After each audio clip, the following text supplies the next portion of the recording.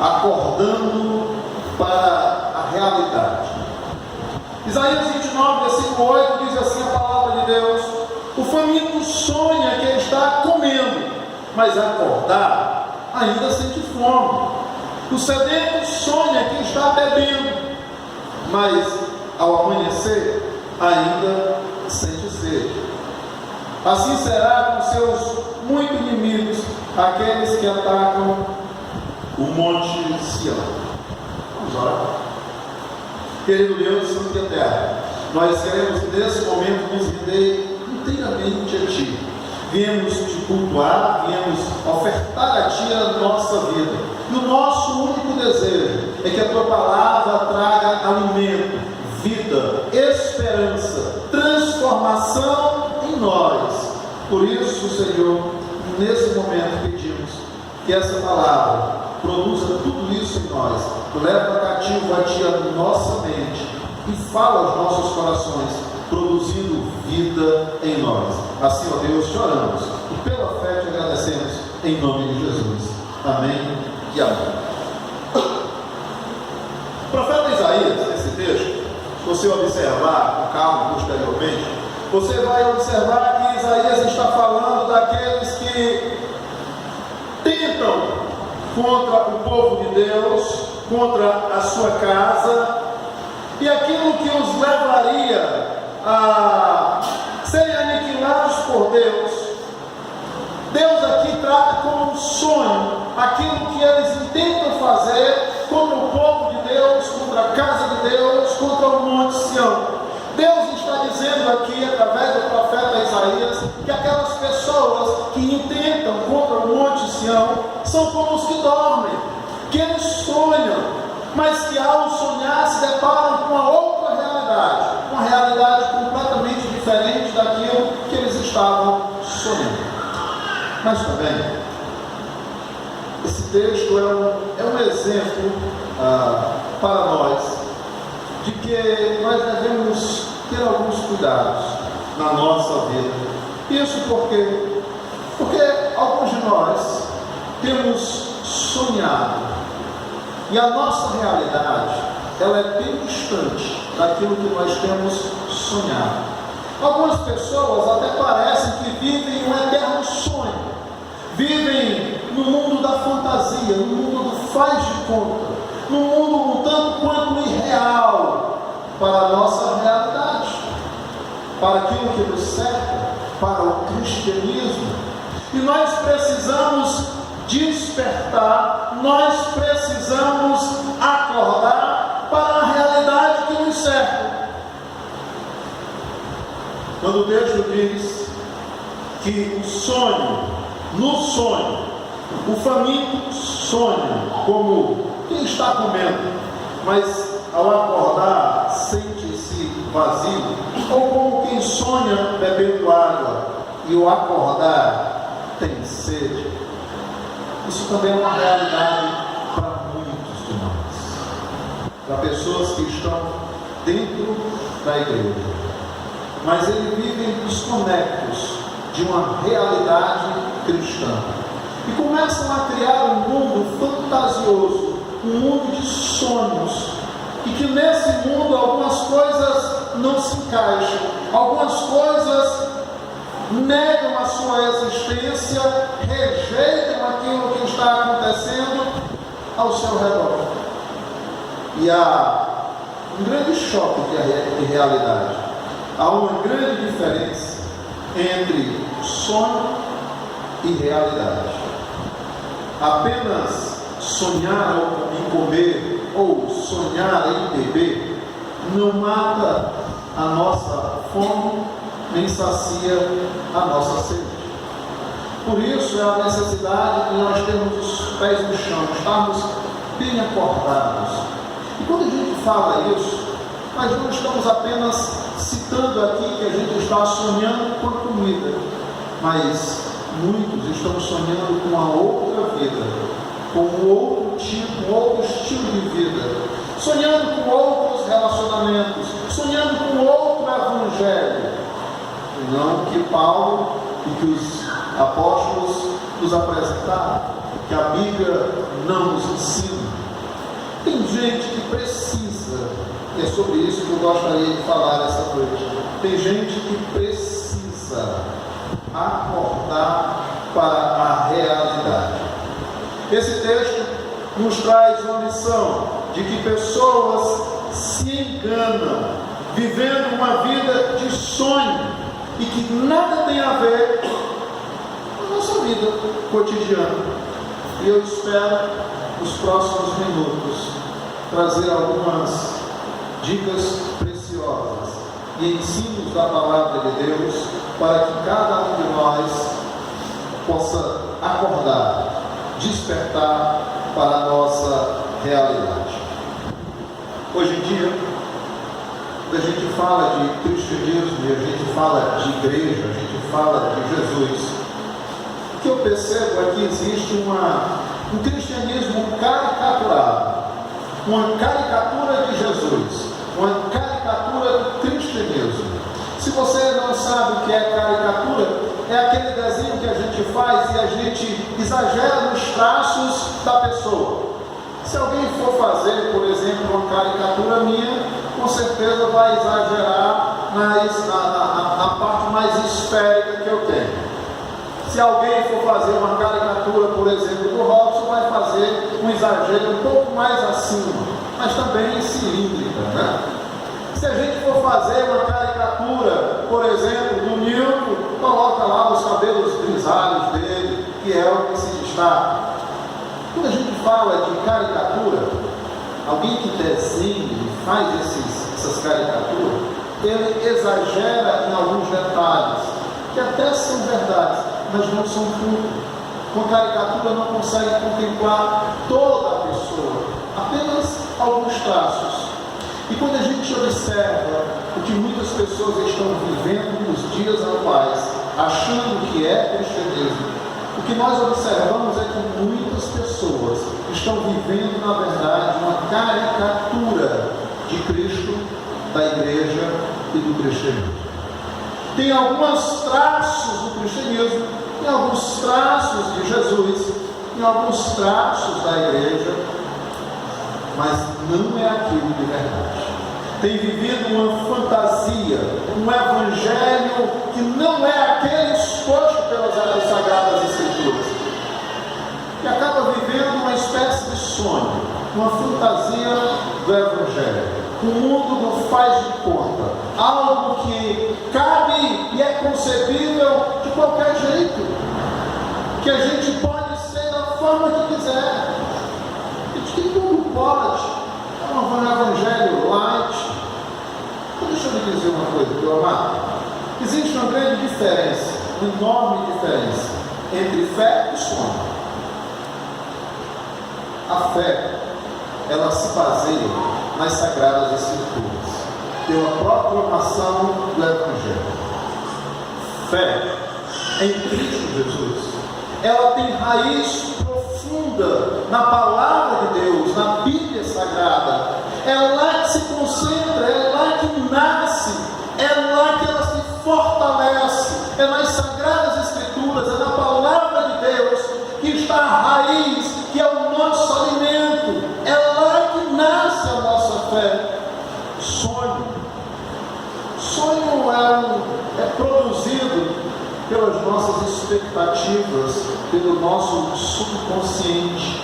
Algumas vezes, no sonho, quando nós estamos dormindo, nós não temos controle sobre aquilo que nós estamos sonhando. Ele é produzido no nosso subconsciente.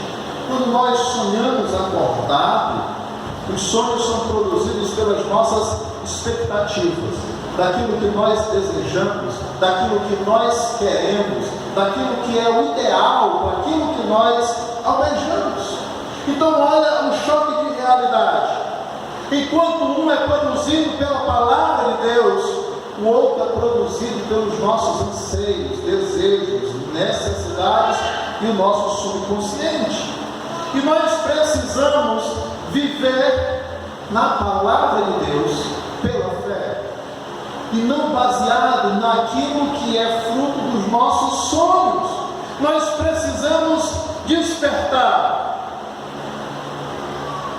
Algumas pessoas, depois de algum tempo vivendo um sonho, acreditando ser fé e acordando, descobrindo que tudo aquilo não passava de um sonho, tem se frustrado. E a gente fica impressionado quantas pessoas que recebem esse choque de realidade e se dizem decepcionados com os irmãos, decepcionados com a liderança, decepcionados com a igreja. Mas muitas dessas decepções, ela nasceu do sonho, daquilo que nós idealizamos como gente, como igreja, como relacionamento, nunca nasceu da fé. E é por isso que muita gente acaba se decepcionando.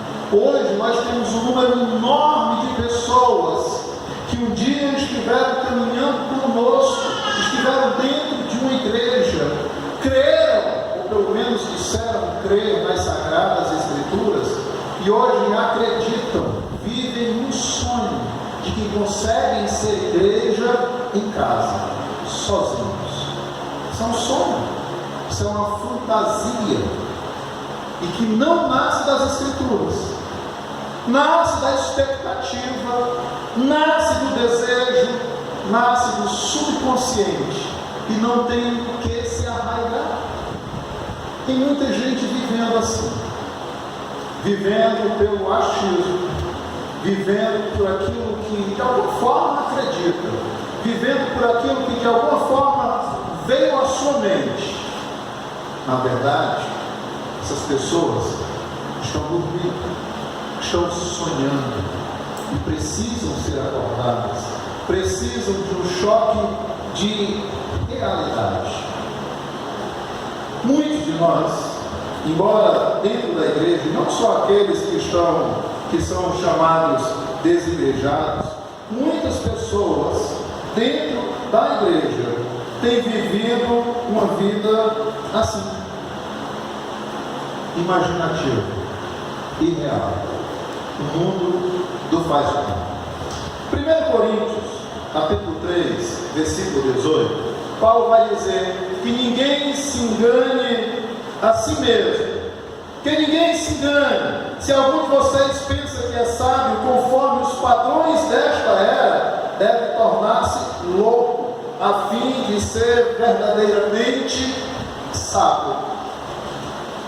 E é isso aqui que me assusta, porque uma das coisas mais difíceis que nós temos é de acordar para a realidade, acordar desse sonho, compreender, aceitar, viver essa realidade. A questão é que ninguém se engana propositalmente. Ninguém quer fazer uma autossabotagem. Ninguém acorda e diz: hoje eu vou ser o super-homem. Eu sou as crianças. Hoje eu vou ser o Batman. Hoje eu vou ser o melhor marido. Hoje eu vou ser a melhor esposa. Hoje eu vou ser o melhor filho. Enganando a si mesmo. A gente não faz isso.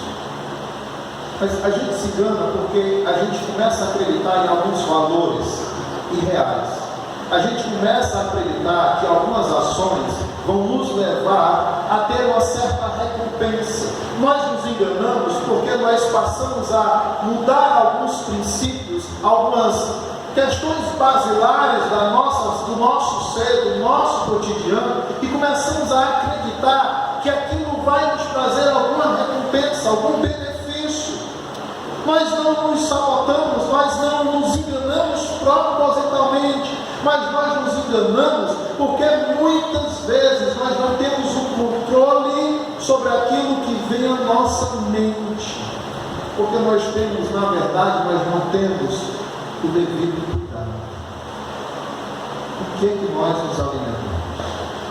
Um exemplo muito prático disso são pessoas que às vezes vivem atormentadas pelo cotidiano, principalmente das grandes cidades. Eu lembro para Fortaleza, conversando com algumas pessoas lá, algumas pessoas dizem que nem saem mais de casa. Por quê? Medo. A sensação de perigo em algumas cidades tem levado a essas pessoas a viverem trancadas dentro de casa. Embora o perigo exista, foi fabricado um mundo de sonho, um mundo às vezes irreal, e que torna essas pessoas refém do seu pensamento, do seu medo, porque acabaram criando um mundo que não é real para elas. Assim somos nós. E quando isso tem a ver com a nossa fé, isso é muito perigoso. Porque nós criamos um mundo de fé que não existe. Nos tornamos religiosos. Nós acreditamos que estamos caminhando rumo à direção certa, rumo à salvação, e que na verdade um dia nós vamos despertar e vamos ter esse choque de realidade e descobrir que aquele caminho, que aquela ideia, que aquilo tudo que nós pensávamos não passava de um sonho. Então eu gostaria de tratar de 3 pontos com os amados irmãos essa noite, do que esse sonho acaba acontecendo conosco e nós precisamos acordar para essa realidade. Primeiro, nós precisamos acordar para uma realidade de quem verdadeiramente nós somos. Muitos de nós têm uma falsa ideia sobre si mesmo. Em segundo lugar, nós precisamos acordar para a nossa realidade sobre saúde espiritual. Como é que você está espiritualmente? Precisamos acordar para essa realidade. Em terceiro e último lugar, nós precisamos acordar para a realidade dos problemas que nos cercam. Existem pessoas que às vezes não percebem os problemas e outros fingem que eles não existem. Nós precisamos ter alguns cuidados para que a gente desperte do sono e viva uma realidade para a glória do Senhor Jesus. Então, em primeiro lugar, qual é a nossa opinião sobre nós mesmos? Você já parou para refletir sobre isso? Como é que nós nos enxergamos? Como é que nós nos vemos? Gálatas, capítulo 6, versículo 3, Paulo vai dizer que se alguém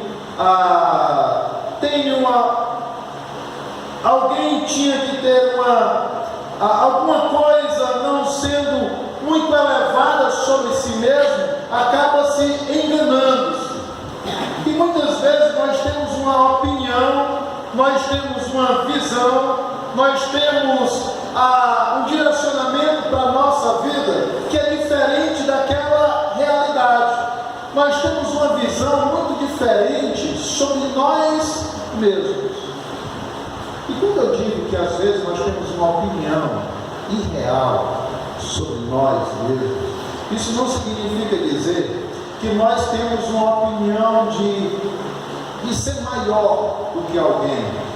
Não estou dizendo que nós temos complexos de superioridade, mas às vezes, além do complexo de superioridade, alguns de nós podem ter um complexo de inferioridade. E tanto um quanto o outro é danoso para a nossa vida. Então deixa eu lhe dizer uma coisa: quando nós temos um sonho, quando nós temos uma opinião acerca de nós mesmos, quem tem essa opinião acerca de nós mesmos somos nós mesmos. É como você e eu nos vemos. Mas nós precisamos de um choque de realidade. E esse choque de realidade é procurar entender como Deus nos vê. Como é que Deus enxerga você? Como é que Deus enxerga a mim?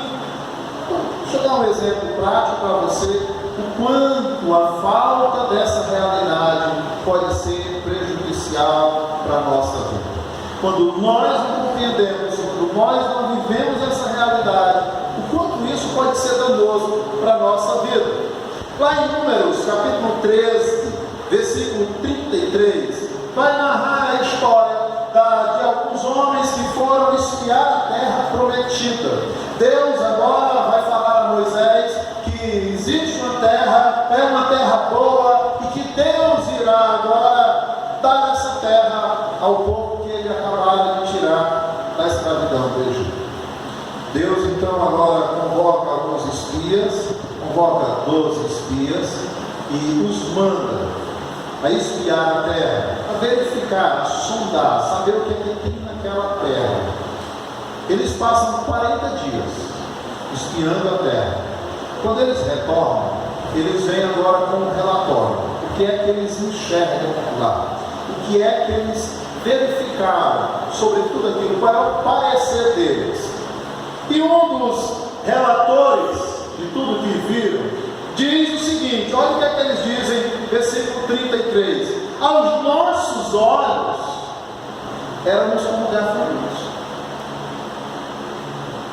Nós não vamos conquistar aquela terra, nós não vamos herdar aquilo, o povo é mais forte, o povo é maior, é mais numeroso, nós não temos condições de conquistar aquela terra. Entenda que a visão daquelas pessoas sobre si mesmo, ela estava em uma situação menor, era um sonho, era uma fantasia, era a visão pessoal de como eles se enxergavam, mas não era a visão de Deus. Consequência que essas pessoas tiveram a enxergar a si mesmo diferente de como Deus enxergava a eles e a situação. Bom, eles passaram 40 dias para trazer o relatório. E a palavra de Deus diz que para cada dia que eles passaram lá, Deus iria lhes dar um ano. Por conta disso, passaram 40 anos no deserto. E a palavra de Deus vai dizer que aqueles homens, com exceção de 2, Josué e Caleb, nenhuma daquela geração iria pisar na terra prometida. Deus reafirma a sua promessa: aquilo que eu prometi, eu darei. Deus é imutável. Glória a Deus. Deus não muda. E Ele reafirma a sua promessa: aquilo que eu prometi aos vossos pais, a vocês, eu lhes darei. Mas essa geração não pisará na terra, com exceção de Josué e Caleb. E por que isso? Porque eles tinham uma visão diferente daquela que Deus tinha. Eles tinham uma visão menor daquela que Deus queria que eles tivessem. E quando nós temos uma visão errada acerca de nós mesmos, quer seja para mais, quer seja para menos, haverá consequências, às vezes só para nós, às vezes para aqueles que nos servem, às vezes para toda a nossa família, porque nós não entendemos as coisas na realidade de Deus, porque muitas vezes nós queremos e estamos vivendo a nossa vida conforme a nossa realidade. O mundo que nós criamos foi criado baseado no nosso achismo, naquilo que nós vemos no nosso cotidiano, e não alicerçado na palavra de Deus e regado pela oração. Por isso, muitos de nós têm uma visão completamente diferente daquilo que Deus tem acerca de nós e para nós. Agora, como se isso não fosse o suficiente, o que é que esse povo fez? Preste atenção, para olhar o desenrolar de tudo isso e como isso é complicado. E veja se nós não nos enxergamos nessa situação. Porque Deus só fala para o povo o seguinte: vão lá, espia a terra. Eles vão, espia a terra. Mas o que Deus já tinha dito a eles? Eu vou dar essa terra por herança. Deus havia feito uma promessa. Deus tem uma promessa para mim e para você. Glória a Deus. Glória a Deus. Acontece que a gente olha a terra, a gente olha a nossa vida, a gente olha as coisas ao redor, e o que é que nós dizemos para nós e para quem está na nossa volta? Veja se não acontece a mesma coisa com alguns de nós, como aconteceu com aqueles 10 espias. Aos nossos olhos, nós não somos merecedores, nós não somos fortes, nós não somos bons, nós não somos bonitos. E quem disse que nós vamos receber alguma coisa porque nós merecemos? Tudo que nós temos é pela graça, pela infinita bondade, pelo amor, pela misericórdia do Senhor e Salvador das nossas vidas.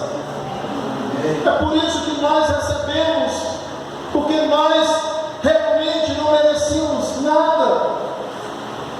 Mas nós não temos que ter a visão inferior sobre nós mesmos como aquele povo. Mas aí eles olham para si e dizem: não, nós somos gafanhotos, nós não vamos conquistar nada disso. Deus se ira com eles e diz: que povo incrédulo! Pois nenhum de vocês vai pisar na terra prometida, mas eu vou reafirmar a minha promessa.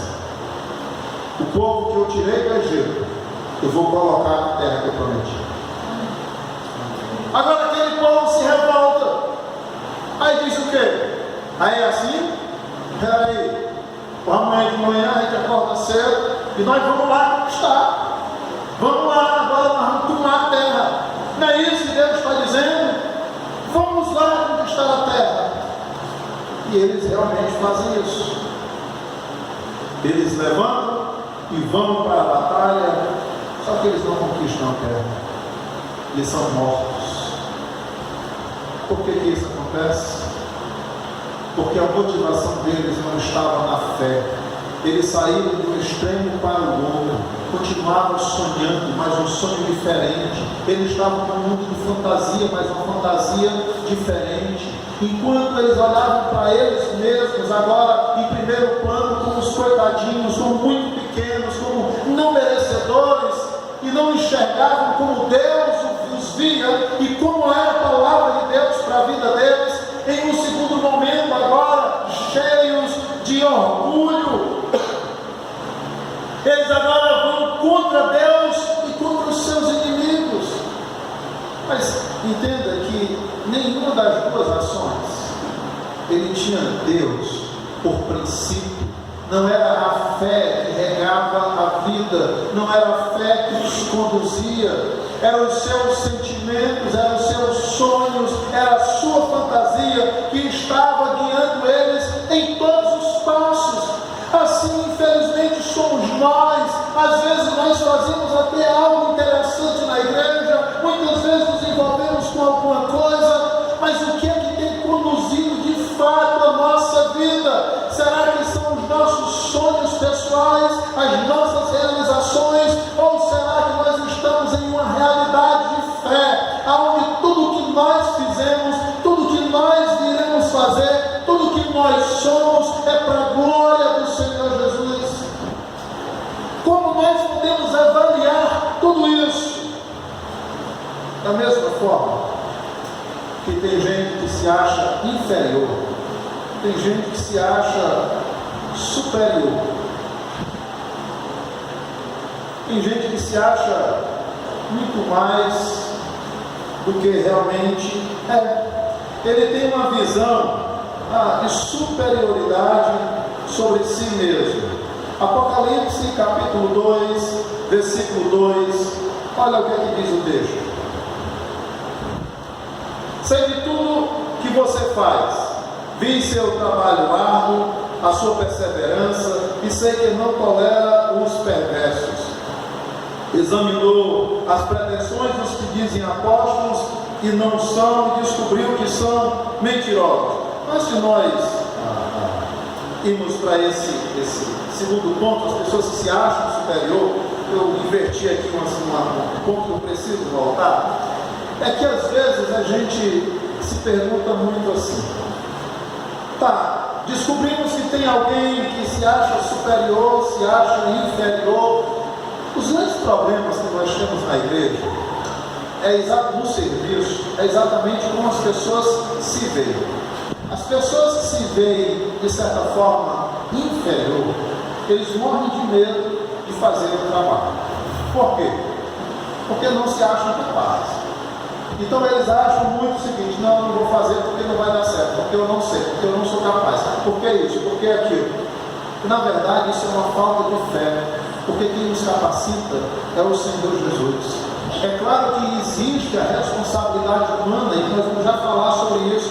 Existe aquilo que nós precisamos fazer, mas quem nos capacita é o Senhor Jesus. Ele nos chama, Ele nos convoca e Ele também nos capacita a realizar tudo. Por outro lado, existe um outro grupo de pessoas que tem uma opinião muito elevada acerca de si mesmo. E a esse grupo, muitas vezes a gente vem se questionando. Algumas pessoas me perguntam: pastor, como é que a gente tira esse camarada de lá? Como é que a gente resolve esse problema aqui?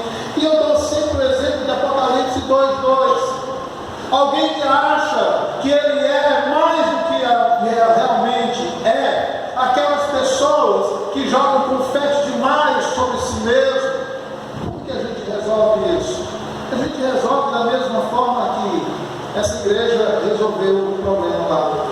A gente os coloca à prova, porque a gente vai descobrir quem realmente são aqueles que servem por amor, aqueles que fazem pela fé e aqueles que fazem voltado apenas para a sua satisfação pessoal. E nesse quesito, compete à igreja a experimentar, a colocar à prova aqueles que se dizem e a ensinar aqueles que temem. Quanto aos que são colocados às provas, aqueles que são chamados, tanto um quanto o outro, precisam acordar para a realidade que a nossa vida vai ser sempre conduzida pela fé em Cristo Jesus. E nisso tem muita gente sonhando, tem muita gente que ainda não acordou, tem muita gente que ainda tem criado esse mundo fantasioso ao seu redor. O problema é que isso não é só na igreja. O medo ou esse olhar de superioridade não acontece só na igreja.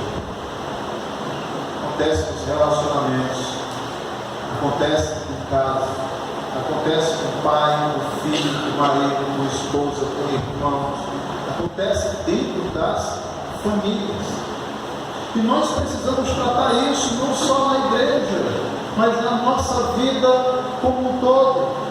Nós precisamos compreender quem de fato nós somos.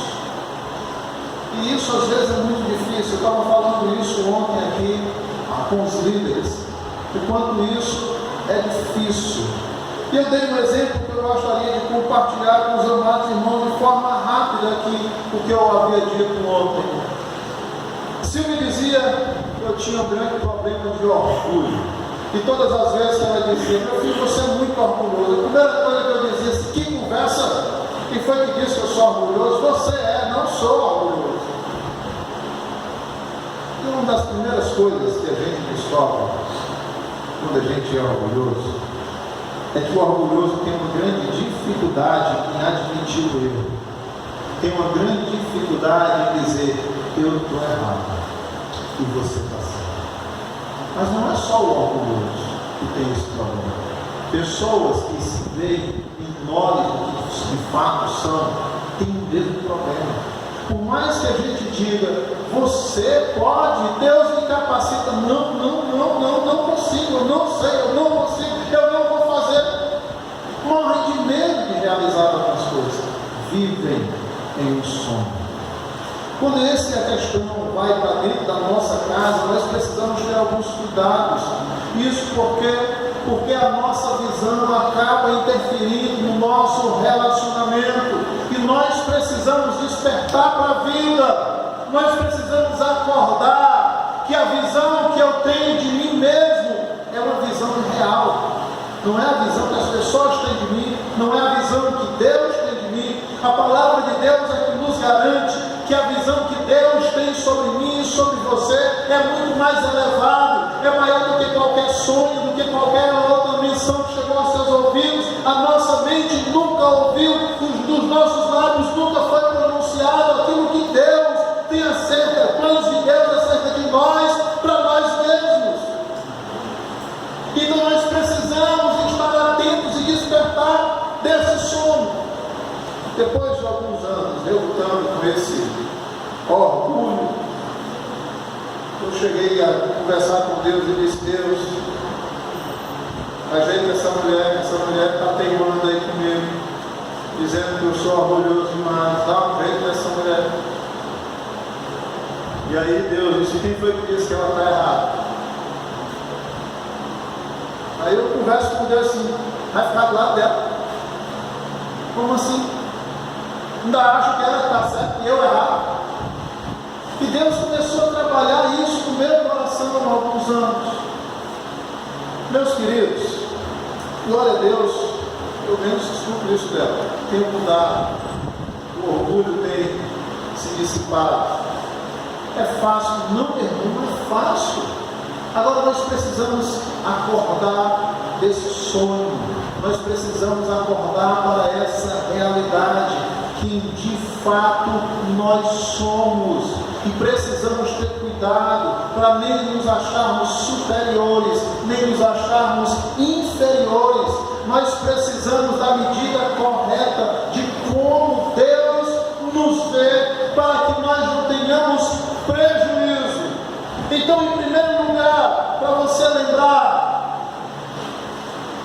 qual é a sua opinião acerca de si mesmo?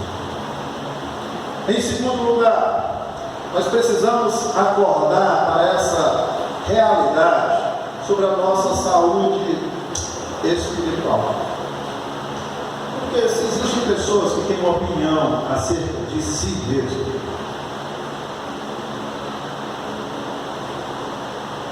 essa opinião não fica só sobre ele. Essa opinião acaba se estendendo a outras áreas da sua vida. E aí pessoas têm uma grande dificuldade em compreender que precisam de ajuda, que não estão bem espiritualmente, porque a visão deles sobre ele mesmo está danificada, está defeituosa, está turva. Então, precisamos também acordar para a nossa realidade e como está a nossa saúde espiritual. Apocalipse capítulo 3, versículo 17, a igreja de Laodiceia, ela tinha um certo orgulho de dizer que ela tinha o que ela era. Então, enquanto ela se achava uma igreja que trabalhava, uma igreja de bastante recursos, uma igreja forte, uma igreja saudável, Cristo olha para ela e diz o seguinte acerca da igreja de Laodiceia: não sabia que ela era, a igreja não sabia que ela era desgraçada, miserável, pobre, cega. Aquela igreja não era feliz, aquela igreja não tinha recursos, aquela igreja não enxergava, aquela igreja não tinha vestes. Se você observar os versículos seguintes, o próprio Senhor Jesus vai dizer: você precisa comprar de mim ouro refinado para que tenha alguma coisa. Sem o Senhor Jesus, nada nós somos, nada nós podemos fazer. Ele vai dizer: você precisa comprar de mim colírio, unção para os seus olhos, para que você consiga enxergar quem de fato você é. E ele vai dizer: você precisa de novas vestes brancas, você precisa ser lavado e remido pelo sangue do Cordeiro. Nós precisamos ter uma visão clara a respeito de tudo aquilo que nos cerca. O problema é que muitas vezes nós estamos na igreja e a nossa visão é muito limitada,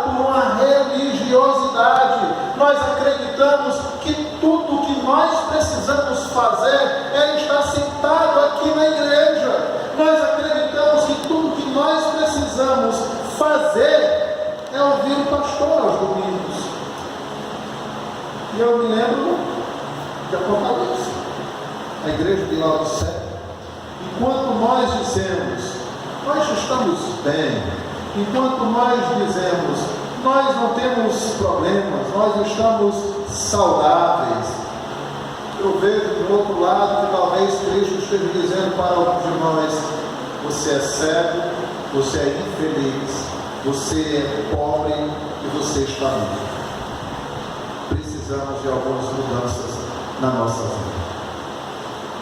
Agora, com base nisso, observe comigo o que Tiago vai dizer a respeito de como essas doenças se manifestam na nossa vida e a gente não percebe. Porque como é que a gente pode avaliar como está a nossa saúde espiritual? Você já parou para pensar nisso? Como é que você diz se está bem ou não? Você sabia que um dos principais ou mais sérios problemas de saúde que nós temos é no fígado? O fígado não dói. Quando nós vamos descobrir que nós temos um problema no fígado, é um problema muito sério, e ele já vai aparecer com outros sintomas e sintomas graves. Assim é a nossa saúde espiritual. Às vezes a gente acha que está tudo bem. Por quê? Domingo eu vou para a igreja. Terça-feira tem terça-feira que eu vou, tem terça-feira que eu não vou, mas eu estou no trabalho, eu estou no cansaço, estou bem, massa, legal, está tudo bem comigo. Mas essa é uma avaliação feita por quem? Será que é essa avaliação feita pelo médico dos médicos? Ou será que é essa avaliação que nós fazemos acerca da nossa saúde espiritual? Tiago vai dizer algo interessante. No capítulo 1 de Tiago, versículo 22, ele vai dizer o seguinte: não se limitem, porém, a ouvir a palavra, ponham-na em prática, do contrário, só enganarão a si mesmos. Tiago está dizendo que pelo fato de nós simplesmente virmos a igreja, ouvirmos o pastor todo domingo e toda terça-feira, isso não significa dizer que nós estamos saudáveis espiritualmente. Vamos ler de novo, porque ele está dizendo o seguinte: não basta apenas ouvir, precisamos colocar em prática. E isso deveria nos despertar para nós fazermos essa autoanálise, a autoanálise que Paulo nos instrui a fazer lá em Coríntios capítulo 11. Precisamos examinar a nós mesmos, nós precisamos verificar como é que está essa saúde e despertar desse sono, dessa fantasia. Nós precisamos despertar, porque pelo fato de nós virmos à igreja apenas ouvir, isso não significa dizer que estamos saudáveis espiritualmente. Nós precisamos colocar isso em prática. Ainda tem alguns que dizem: mas pastor, e vir para a igreja para colocar isso em prática? Segundo Tiago, isso não é suficiente. Vamos avançar um pouquinho, vamos pular lá no versículo 26. Ele vai dizer assim: se algum de vocês afirma ser religioso, e quando ele fala religioso, ele está falando nesse contexto de pertencer a uma igreja, a uma comunidade, de nós estarmos inseridos em uma igreja. Então ele está dizendo: se algum de vocês afirma ser religioso, mas não controla a língua, engana a si mesmo. Olha como uma coisa puxa a outra. Nós falamos que a gente tem que ter um conhecimento sobre Deus acerca de nós mesmos e não sobre nós mesmos. Mas as pessoas que às vezes se acham inferior, olha como é que isso repercute na nossa saúde espiritual. Porque pessoas que se acham inferior, eles vão sempre achar que alguém está falando dele, por ele, e que está contra ele. E isso vai acabar adoecendo espiritualmente. Pessoas que acham que estão sempre falando dele, pessoas que acham que estão sempre contra ele, pessoas que não sabem frear a língua. Por quê? Porque estão sempre tramando mal, ou porque tem uma visão inferior, ou porque tem uma visão superior acerca de si mesmo. E a gente às vezes não tem cuidado com a nossa língua, por exemplo. Falamos desnecessariamente, falamos mais do que nós deveríamos. E segundo Tiago, ele vai dizer que nós estamos na igreja, que nós não tivermos controle sobre a nossa língua, nós só estamos enganando a nós mesmos. E com controle sobre a língua, não é apenas falar mal do irmão, mas é porque com a língua a gente fala o que pensa, sem filtro. A gente expõe aquilo que está em nosso coração. E a gente acaba descobrindo quantas pessoas estão doentes por aquilo que tem pronunciado, por aquilo que tem falado. Nós precisamos examinar a nós mesmos constantemente. Ele vai dizer que essas pessoas não têm controle sobre a língua, estão se enganando a si mesmo, a sua religião. Olha o que ele diz: a sua religião, a sua vida na igreja não tem valor algum. Por quê? Porque nós estamos apenas para encher um lugar, porque nós não nos alegramos, porque nós não vivemos, porque nós não obedecemos. Tudo que nós fazemos é ocupar um espaço naquela comunidade. Nós não estamos ali para servir. Agora, olha comigo o que ele diz no versículo 27. Porque o versículo 27 ele vai dizer o seguinte: a religião pura, a verdadeira aos olhos de Deus, o Pai, é esta: cuidar dos órfãos e das viúvas em suas dificuldades e não se deixar corromper pelo mundo. Que mundo é esse que a gente está falando? Se nós estamos nos enganando, esse é um mundo criado por nós, porque nós idealizamos, nós criamos, nós fundamos, nós acreditamos e nós vivemos nesse mundo criado por nós. É por isso que nós precisamos despertar para a realidade de quem nós somos e como está a nossa vida espiritual. Você já parou para ser sincero com você mesmo? Às vezes eu pergunto para algumas pessoas que me chegam: pastor, estou tendo dificuldade assim. E quando eu detecto que o problema está na sua saúde espiritual, uma das primeiras coisas que eu pergunto é assim: como é que está a sua vida de oração? E não são poucas as vezes. Eu gostaria de perguntar a você: como é que está a sua vida de oração? Algumas pessoas dizem assim: mais ou menos. O Flamengo está jogando agora, e eu espero que esteja ganhando. E se você me perguntasse como é que está o Flamengo, e eu dissesse: como assim? Como é que a gente, um time joga e está mais ou menos? Ou está ganhando, ou está perdendo. Mas nós mentimos para nós mesmos, enganamos a nós mesmos com essa história de estar mais ou menos. Como é, meu irmão? Você está na sua vida, você está orando, está rompendo. Eu digo para muita gente: meu irmão, deixa eu dizer um negócio: não existe mais ou menos. Eu vou traduzir o que é que significa mais ou menos. Você não tem orado, não tem gosto pela oração, não tem prazer pela oração, não tem coragem de dizer que preciso de ajuda, preciso de orar, preciso mudar de vida. Enquanto isso não acontece, nós criamos essa redoma, nós criamos essa vida fantasiosa de que nós ainda podemos estar bem. Jacó, quando ele retorna agora na casa do pai e vai encontrar com o irmão. Manda tudo na frente, ele fica atrás e agora aparece ali o anjo do Senhor. E quando ele luta com o anjo, ele diz: não me deixe subir enquanto você não me abençoar. Me abençoe. Depois de uma luta, da noite toda, o anjo olha para ele e diz assim: tá bom, o que é que tu quer? Quero que você me abençoe.